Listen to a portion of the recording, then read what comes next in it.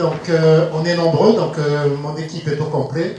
Vous verrez que pour l'ensemble du groupe, on n'est que 4 en fait, donc il y a René Salvador, Alexandre Bernard et puis Sébastien Gers qui m'accompagne. Plutôt que de parler beaucoup, vous verrez qu'on va illustrer notre présentation avec 2 films. Donc effectivement, le premier film, vous verrez sur la plateforme de formation qu'on a mise en place en interne suite à la formation qu'on avait suivie à l'ECAM.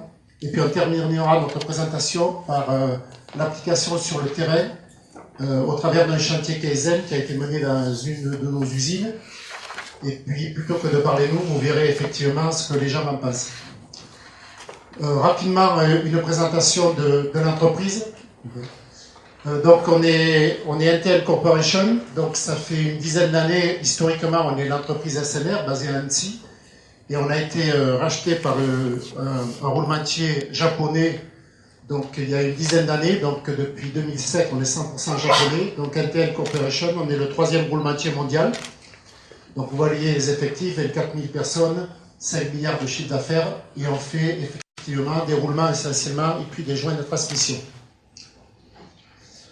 Là, vous avez la cartographie qui explique au niveau des sites et des centres R&D et puis les bureaux de vente, qui explique pourquoi Intel nous a racheté il y a une dizaine d'années. En fait, Intel est japonais, donc basé Japon et Asie, et essentiellement aussi aux États-Unis. Et nous, SNR à l'époque, on était forcément en France, Europe et Amérique du Sud, donc le Brésil. Donc l'ensemble de nos deux forces de frappe fait qu'on couvre tout le marché mondial aujourd'hui. Au niveau de l'entreprise proprement dite Intel SNR, donc comme Christophe l'a dit, l'an prochain, on va fêter notre centenaire, comme l'entreprise, donc on a 100 ans. On est basé effectivement sur Annecy. S'il y en a qui ne connaissent pas, je vous encourage à venir, effectivement. Donc on a un cadre agréable. Donc là, vous avez le siège social. Notre PDG est Alain Chauvel. On fait à peu près 900 millions de chiffre d'affaires. L'an prochain, on va passer le milliard. Point important, la R&D, on est le centre européen de l'entreprise au niveau de la R&D. Et puis vous avez quelques chiffres, donc on sort à peu près 450 000 roulements par jour. Donc 65% automobile, 30% industrie et 5% aéronautique, à peu près. Donc là vous avez nos implantations en ce qui concerne les TNSNR. Donc on a 4 sites sur la banlieue d'Annecy. Donc c'est nommé Argonne et Annecy. On a une usine dans le sud, dans les gares à Alès, une usine en Italie, une en Roumanie, une en Allemagne et une au Brésil. Là, j'ai fait juste figurer quelques étapes importantes de nos démarches qui expliquent qu'en fait, l'excellence opérationnelle, on n'y est pas arrivé comme ça. Vous voyez qu'on part d'un certain nombre d'années. Donc, chez nous, on a démarré par la qualité totale dans les années 80. Et puis, je ne vais pas passer toutes les démarches. Pour nous, la plus importante qu'il y a eu, c'est 98. Donc, on est passé à Nilo. Donc, je rappelle que historiquement, on était une filiale de Renault. Donc, tout ce qui est UET et fonctionnement à Nilo. Donc, aujourd'hui, l'entreprise continue de fonctionner à Nilo. On a différentes phases dans le déploiement des îlots, que ce soit à l'usine ou dans les services généraux. Et c'est important parce que c'est ce qui nous permet d'appuyer notre démarche sur le fonctionnement îlot qui existe déjà depuis plusieurs années. Ensuite, on a créé, dans les années 2005, nous, ce qu'on a appelé le système de production, comme beaucoup d'entreprises qui étaient dans le monde automobile ou les autres industries.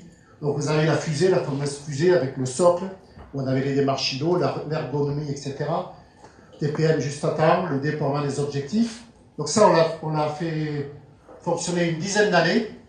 Et puis comme vous voyez, 6 prod, il y a le mot 6, c'est système. Donc on était peut-être un petit peu trop outils à l'époque. Et il y a 2 ans de ça, on s'est remis en cause. Et on s'est interrogé sur qu'est-ce qu'il faudrait qu'on change pour continuer d'améliorer notre performance globale et d'impliquer encore mieux les opérateurs, même si historiquement, de par notre fonctionnement, on était déjà plutôt bien positionnés.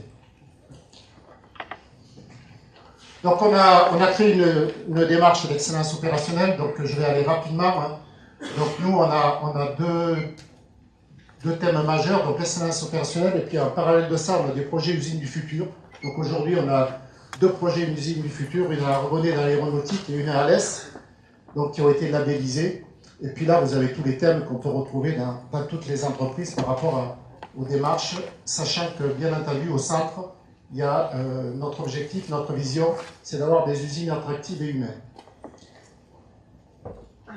Donc, ce qu'on a prévu cet après-midi, c'est de vous présenter un point essentiel, et on vous expliquera pourquoi on en est venu là. Donc, au départ, on s'était dit, il faut qu'on progresse dans nos diagnostics. Vous verrez qu'on insiste très très fortement sur la mesure. C'est pas parce qu'on fait les roulements au micron qu'on insiste sur la mesure, c'est parce que souvent, on se trompait dans le diagnostic et on partait à la solution immédiatement et on n'avait pas fait la vraie mesure. Tout à l'heure, dans le dernier film que vous verrez que ce sont les opérateurs entre eux qui font leur propre diagnostic de leur mode de travail, de leur fonctionnement au quotidien dans les ateliers, et ce sont eux qui vont s'enregistrer, qui vont proposer des solutions. Donc après, tout ce que vous avez vu sur les standards de travail, de management, bien entendu, on y adhère complètement. Et puis, ce qui nous a déclenché, il y a 1 an et demi à peu près, en juin 2015, on s'est posé la question de comment on peut y aller. Et c'est à cette époque-là qu'on a noué des liens avec les CAM, avec Christophe et son équipe.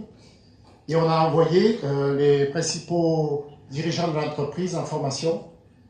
Et ce qu'on va vous montrer maintenant, c'est effectivement comment on a su rebondir assez rapidement pour créer une usine-école interne pour former nos équipes. Donc c'est un film qui va durer à peu près 5 minutes, juste 2-3 slides auparavant, qui expliquent aujourd'hui où on en est, puis je rebondirai après la fin du film. Donc aujourd'hui, avec un expert sur la plateforme Inexo, on a formé plus de 120 personnes. Et donc on y est allé, nous, les premiers en juin, à peu près, juin 2015. Et immédiatement dans la foulée, et ça c'est quelque chose d'un petit peu nouveau chez nous, on s'est lancé dans l'action. On est une grosse entreprise. Et dès l'été 2015, on a décidé de lancer notre plateforme. Et puis vous voyez qu'on est allé quand même assez vite, puisqu'en septembre, le premier groupe de test d'agents de maîtrise a démarré. Donc vous voyez, on l'a fait au départ en plein milieu d'un atelier. Et puis vous verrez qu'on a progressé depuis. Puisqu'après, on a fait des travaux nous-mêmes, on a récupéré un biolocal de stockage des fûts qu'on a réaménagé. Et puis en juin 2016, on a accueilli dans nos propres locaux le premier groupe d'agents de maîtrise qu'on a formé à notre démarche d'excellence opérationnelle. Voilà, je vous propose de regarder le film, j'espère qu'il va passer.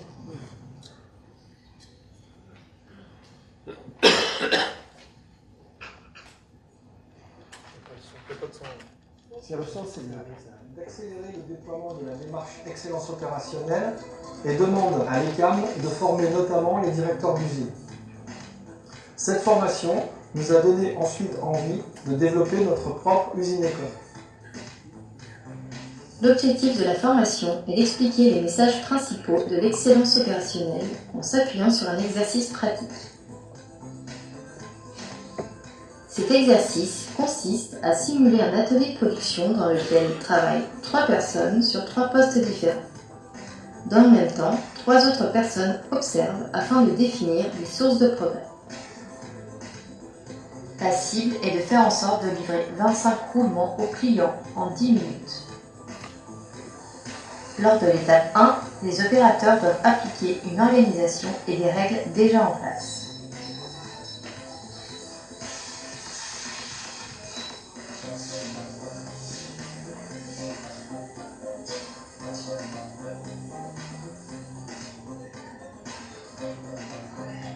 Le résultat est systématiquement mauvais.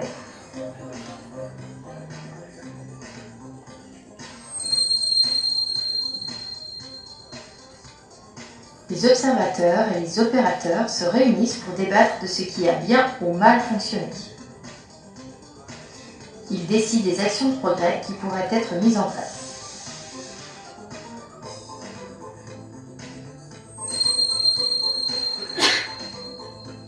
Avant de prendre une décision sur ces actions, une phase de mesure est déclenchée.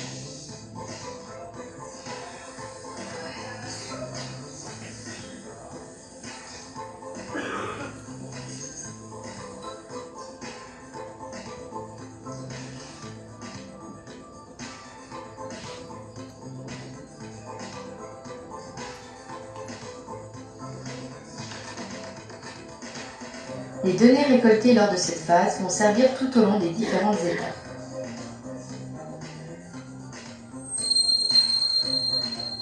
Les observateurs et les opérateurs doivent maintenant choisir une action d'amélioration par poste qu'ils mettront en place lors de l'étape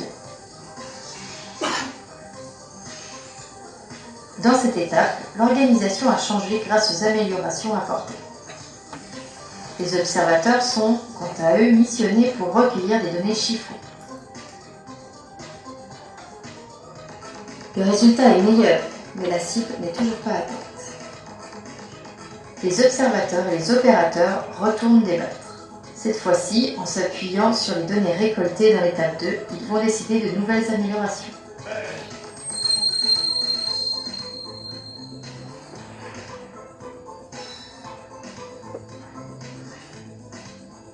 L'atelier est alors complètement réorganisé. La mise en application des idées de progrès est immédiate. L'étape 3 va pouvoir commencer.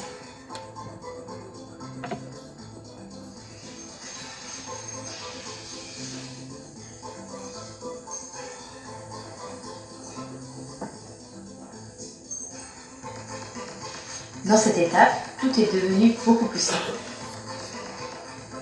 Les déplacements ont été limités et chacun sait exactement ce qu'il a à faire.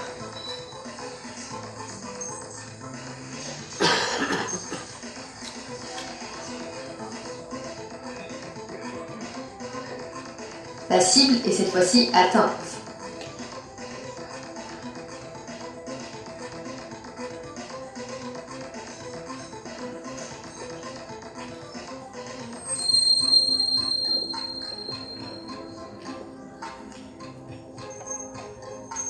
Chaque binôme, un opérateur, un observateur, va maintenant définir les standards de travail qui correspondent à la nouvelle organisation de l'atelier.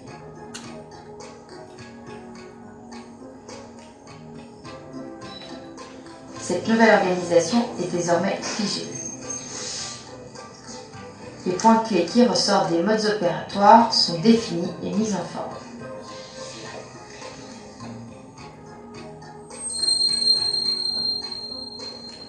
La dernière étape consiste à mettre en place des visuels pour pérenniser le progrès réalisé. Ainsi, à l'aide des outils de management, comme le lancement 5 minutes ou les VRS, l'application des standards est mise sous contrôle.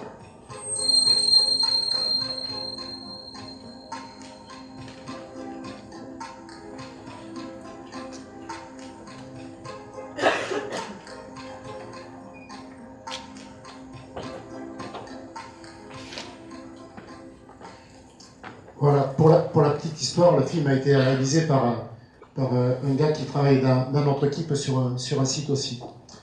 Donc là, je vais revenir un petit peu à la présentation au niveau de la formation.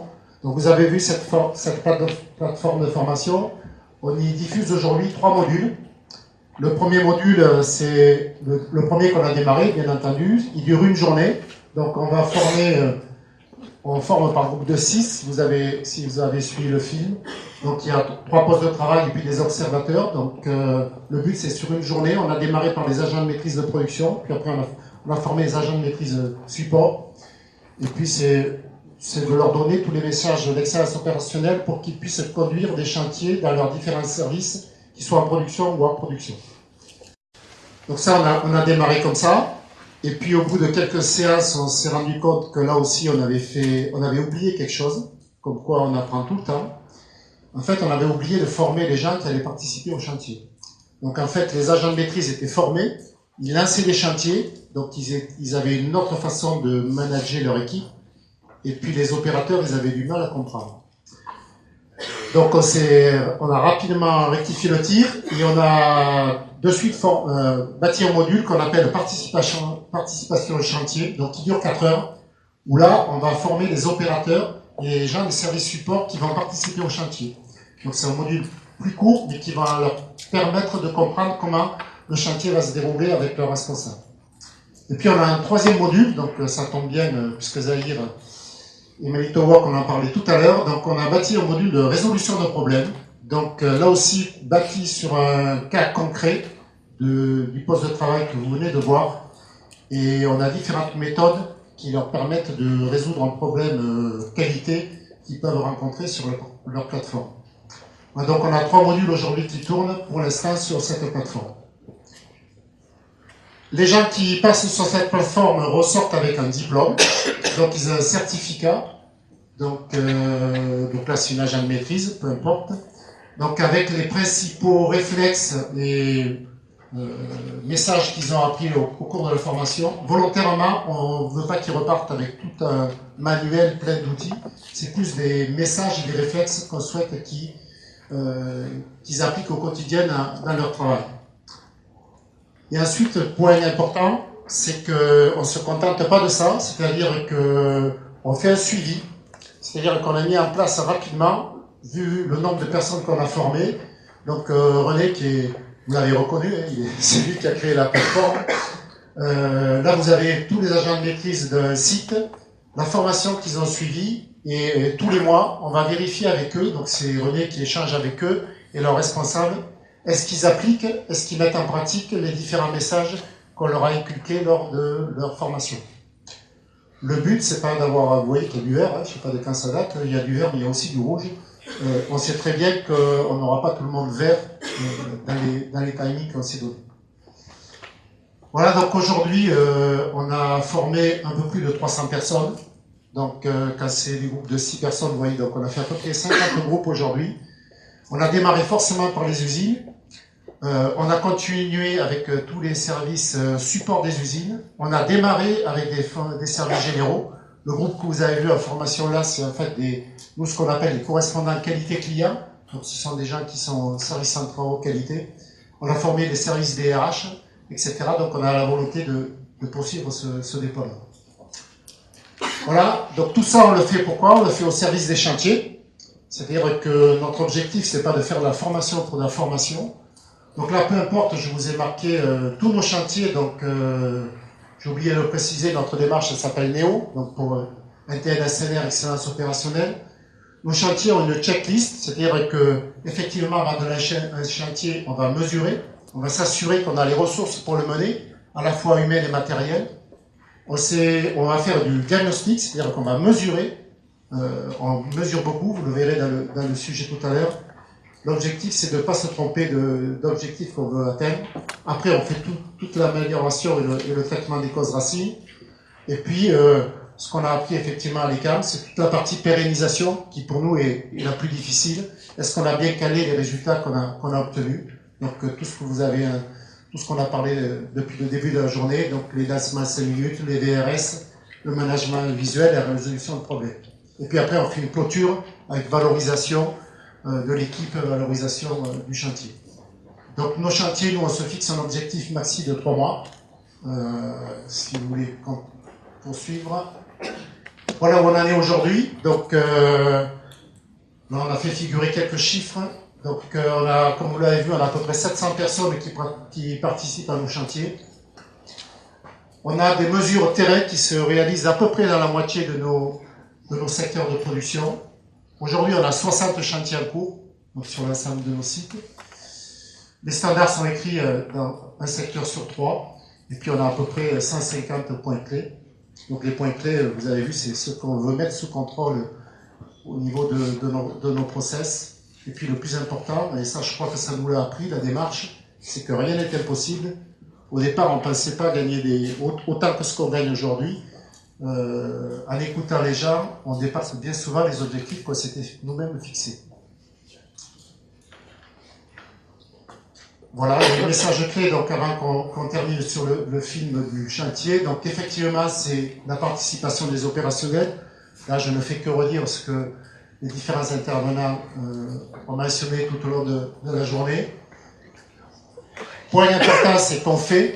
C'est-à-dire que nous, étant une grosse structure, une grosse entreprise, parfois on avait des circuits qui étaient un peu longs pour mettre en œuvre des actions. Aujourd'hui, on fait plus rapidement. L'exemple de la plateforme est pour moi significatif, c'est-à-dire qu'on aurait respecté, entre guillemets, les standards normaux de fonctionnement de l'entreprise. On aurait fait une demande d'abord au service formation, après à la maintenance pour avoir le local, etc., etc. Ça, on s'est pris la main à 2-3 et on a de suite décidé le module, on l'a bâti nous-mêmes, on a formé les gens nous-mêmes, on a fait tous les travaux nous-mêmes. La mesure, pour moi, c'est quelque chose de vraiment essentiel. Souvent, on part sur des diagnostics faux et je dirais, dans nos process, il est vital vraiment de mesurer exactement ce qui se passe sur le terrain. Et vous le verrez tout à l'heure dans le film, on est arrivé aujourd'hui à ce que ce soit les opérateurs entre eux qui se filment et qui se mesurent. Et contrairement à nos craintes, on n'a aucun frein par rapport à ça. Et ça a été une de nos surprises aussi. Et puis bien entendu, le management visuel, on est encore loin de ce qu'il faudrait qu'on atteigne, mais on a quand même mis beaucoup de management visuel dans nos ateliers, qui ont pris la supervision. Et puis, point essentiel, l'adhésion à la formation. Vous avez vu qu'on a quand même formé plus de 300 personnes chez nous, 120 dans les CAM, on va continuer. Mais la formation, pour la formation, si on ne la met pas en application et si on ne la suit pas, à mon avis, ça ne servira pas à grand-chose. Voilà, ce que je vous propose, c'est maintenant de visionner, pour terminer, le film du chantier Stobli. Donc c'est un client qui est proche de chez nous, qui est aussi en Haute-Savoie. Pour la petite histoire, ce film, on l'a tourné, on a réalisé, Christophe a été invité il y a 15 jours, notre première journée NTN-SNR, séance opérationnelle. On a réuni 400 personnes pour présenter les différents chantiers, donc la moitié d'opérateurs, pour présenter les différents chantiers. Donc les gens sont montés sur scène, présentés au travers des différents films les chantiers qu'ils ont menés, séances de récompense, etc. Plutôt une journée réussie. Hein, en tout cas, les retours sont positifs.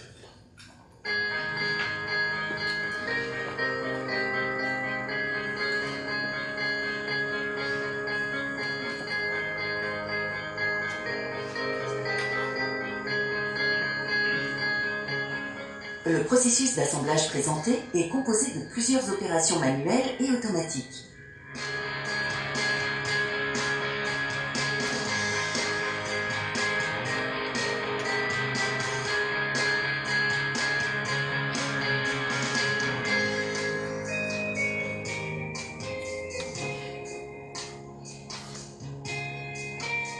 Les roulements assemblés sur cette ligne sont destinés aux applications textiles pour notre client Stobli.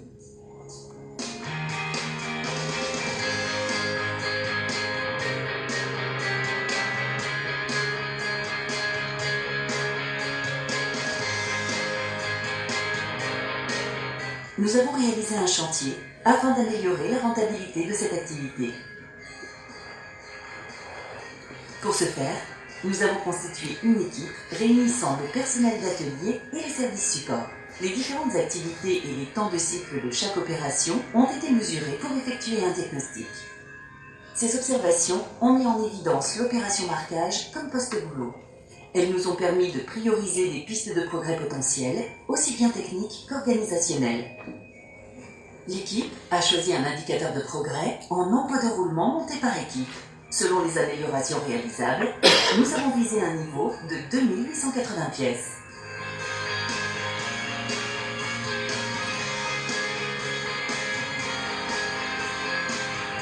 Pour supprimer le coût de marquage, nous avons choisi comme solution l'investissement d'une seconde tête.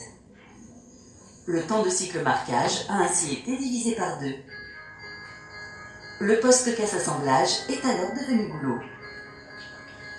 Pour alimenter ce poste casse-assemblage, l'opératrice devait se déplacer vers la table de stockage et ouvrir manuellement les couloirs.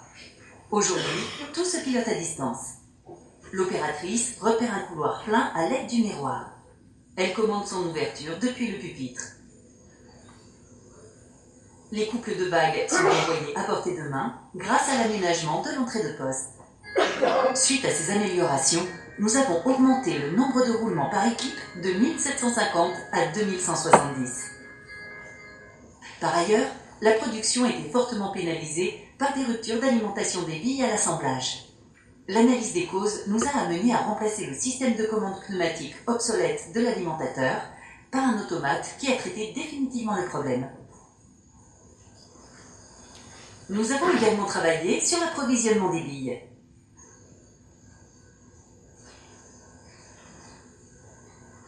Un chariot à rouleau, beaucoup plus ergonomique, permet aussi de gérer le stockage en FIFO. Ainsi, le nombre de roulements a encore été amélioré, de 2170 à 2380. Ces améliorations techniques ont fortement modifié l'organisation du travail sur la ligne. C'est pourquoi nous avons revu et rééquilibré les activités des opératrices.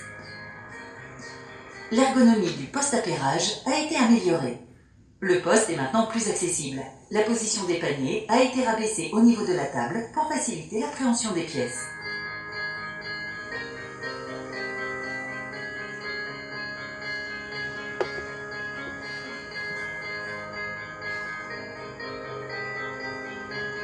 Auparavant, le contrôle poids de graisse était réalisé plusieurs fois par équipe.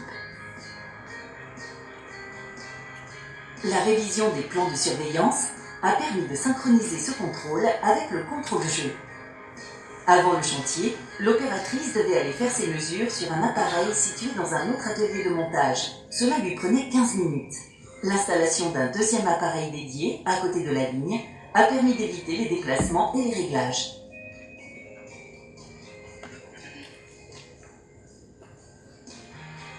Afin de pérenniser les améliorations effectuées, l'équipe a formalisé la nouvelle organisation selon un standard de pilotage, permettant notamment de gagner du temps au changement d'équipe.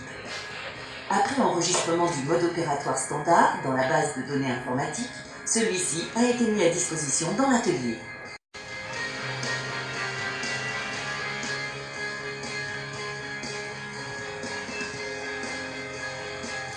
Ce mode opératoire standard est maintenant utilisé pour la formation des nouveaux. Les points clés sont affichés sur la ligne de montage.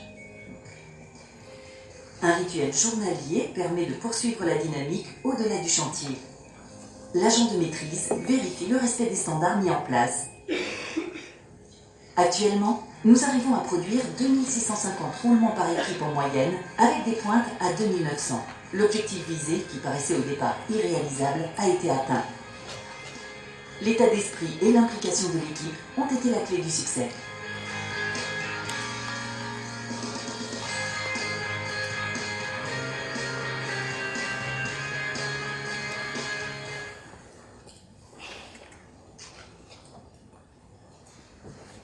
Voilà, donc plutôt que des longs discours, on a préféré vous montrer la partie formation. Bien entendu, chantier, vous avez compris, il n'y a pas que l'aspect formation qui nous permet de mener les chantiers tels qu'on les mène, mais je dirais c'est quand même un lien très étroit, formation et mise en application. Aujourd'hui, on a à peu près, comme je vous le disais, une soixantaine de chantiers qui tournent dans nos sites. On a démarré des chantiers hors production, et puis l'an prochain, on espère aller jusque dans tous les services généraux. Voilà, merci de votre attention. Si vous avez des questions.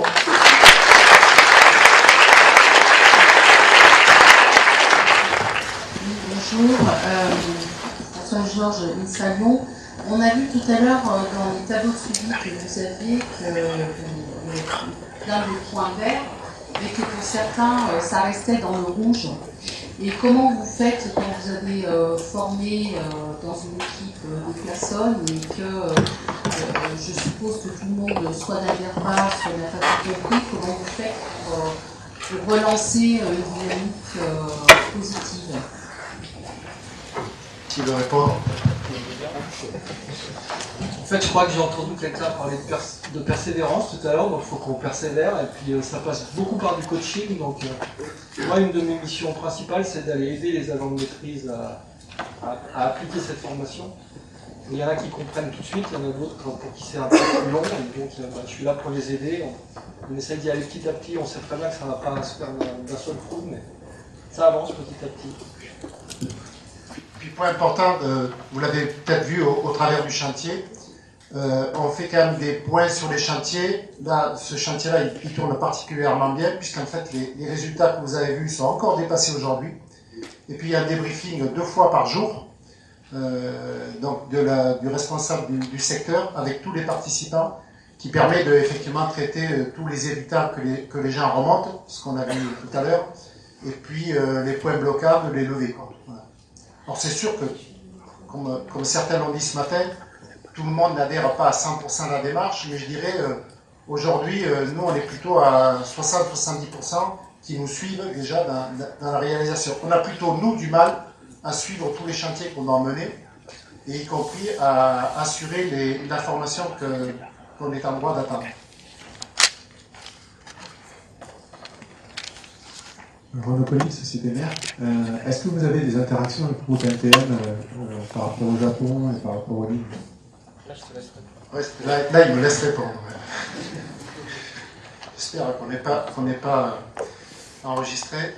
Non, blague à part, c'était une de nos interrogations il y a une dizaine d'années, quand on a effectivement été repris par NTN. On s'attendait à voir les Japonais, je dirais, nous imposer leur système de production, leur façon de travailler, que ce soit en usine ou hors usine. Et en fait, ils nous laissent complètement libres.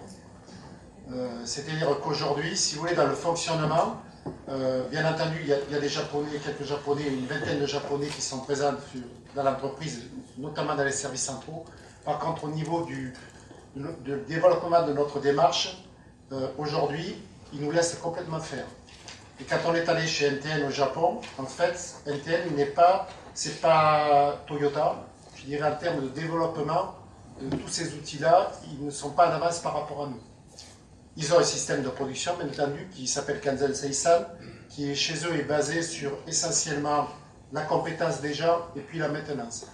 Donc on est très très proche, mais je dirais, ils nous laissent mener notre route comme bon nous semble. Ça peut paraître surprenant, mais c'est pour nous on a tout, quoi. C'était une crainte qu'on pouvait avoir. Alors on échange, bien entendu, moi je suis chargé de participer avec eux sur comment on peut se mettre d'accord, mais je dirais, les cultures sont très différentes. Et vouloir copier complètement comment fonctionnent les Japonais, je pense qu'ils ont compris que ça ne marcherait pas. Bonjour. Pierre de la Carrière, je suis un ancien de Centrale Lyon et j'ai visité SNR en 92, je crois, où on nous montrait la merveille de la qualité avec tous les tableaux de bord. Donc, je vois SNR progresser, je vous en félicite. Je voulais vous poser deux questions en fait. Une première, si vous avez beaucoup de chantiers qui sont en cours, comment est-ce que vous maîtrisez le fait qu'un chantier soit efficace et éventuellement que vous décidez d'arrêter un chantier? Premier sujet. Et le deuxième sujet qui n'a rien à voir, c'est est-ce que vous mesurez aujourd'hui et est-ce que vous constatez, à défaut de le mesurer éventuellement, des effets de bord néfastes des chantiers d'augmentation de la productivité, on peut penser à la taylorisation en outrance ou des choses comme ça, qui nous induisent à faire des boucles rétroactives sur la formation ou sur d'autres chantiers ou des choses comme ça. Qui répond là? Alex? Il y a deux questions. Moi je peux répondre, mais... Moi je peux peut-être répondre à la deuxième question. Je pense que la taylorisation, on l'avait faite avant les chantiers. Et aujourd'hui, quand on fait les chantiers, on se préoccupe justement de l'activité opérateur et de faire en sorte que justement leur travail soit plus facile et qu'il soit plus efficace au quotidien. Oui. Repréciser, allez-y. Donc Ce que je veux dire, c'est qu'il y a la théorie, puis après il y a la vraie vie au bout d'un an. Est-ce qu'on s'aperçoit qu'il faut faire une boucle itérative ou qu'on a traité un sujet et pas un autre? Si vous voulez, je réponds aussi à votre question sur les chantiers qu'on peut arrêter. Je n'ai pas montré la fiche chantier en détail, mais s'il y en a qui la veulent, on peut la donner, elle n'est pas secrète. On mesure les gains obtenus sur les chantiers. Et moi, dans ma mission, c'est-à-dire qu'une de mes missions, c'est d'aller auditer les chantiers 6 mois ou 1 an après qu'ils aient été soldés, pour s'assurer que les gains, on les a effectivement tenus. Donc vous avez vu qu'on a mis en place tout ce qu'on appelle les VRS, la vérification du respect du standard. Est-ce qu'il y a un rituel de management qui fait que notre chantier, il est calé ou pas calé? Après, on a des chantiers qui ne réussissent pas, il faut qu'on soit très clair. Aujourd'hui, on a à peu près les 80-90% de nos chantiers qui réussissent. Mais pourquoi ils réussissent? Parce qu'on s'en est donné les moyens au départ. C'est-à-dire qu'on a passé beaucoup de temps à mesurer, à faire un bon diagnostic, et puis à affecter les ressources nécessaires pour que le chantier réussisse. Ça, on le faisait très très mal. C'est-à-dire qu'au départ, on lançait beaucoup de chantiers, et puis on ne s'assurait pas du tout qu'on avait les gens capables et les moyens financiers de les mener. Aujourd'hui, chaque site est libre de... Par exemple, je cite là le site d'Argonnet, qui est bien avancé chez nous dans la démarche. Le patron du site a décidé qu'un animateur ne pouvait pas avoir plus de 2 chantiers, et chaque participant ne pouvait pas participer à plus de 2 chantiers. Et ça, c'est quand même important. On a aussi un rythme, c'est-à-dire qu'on ne l'a pas précisé là, mais nos chantiers sont pilotés de façon hebdomadaire. C'est-à-dire que les réunions avec les opérateurs, etc., se font sur le terrain tous les jours. Et puis il y a une synthèse en salle une fois par semaine pour relever les points bloquants. Aujourd'hui, notre difficulté à nous, si je réponds un petit peu à votre question, si je l'ai bien comprise, c'est qu'on a du mal, nous, à être sûr de pouvoir suivre tous les chantiers. Voilà. Notre difficulté, elle est qu'il faut qu'on trouve encore plus de relais dans les sites pour assurer la bonne marche des chantiers. Est-ce qu'on a à peu près répondu? Pas tout à fait. Oui. Bonjour, Jean-Noël Fadron. J'ai vu dans votre carte que vous aviez l'excellence opérationnelle, que vous aviez également le levier usine du futur, usine digitale. Comment vous arrivez à articuler les deux leviers et que tout ça soit en cohérence? Effectivement, c'est une bonne question. Comment dire? C'est pour ça que j'ai montré juste un seul slide qui montre à la fois l'excellence opérationnelle et l'usine du futur.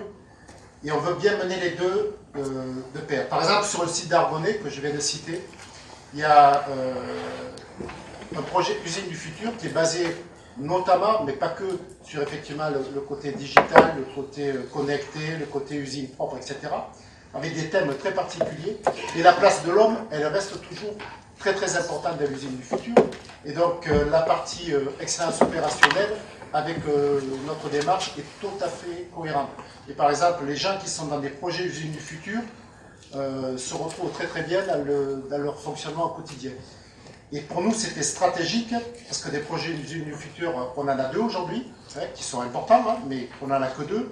Et on avait la volonté d'associer l'ensemble des personnels de l'entreprise.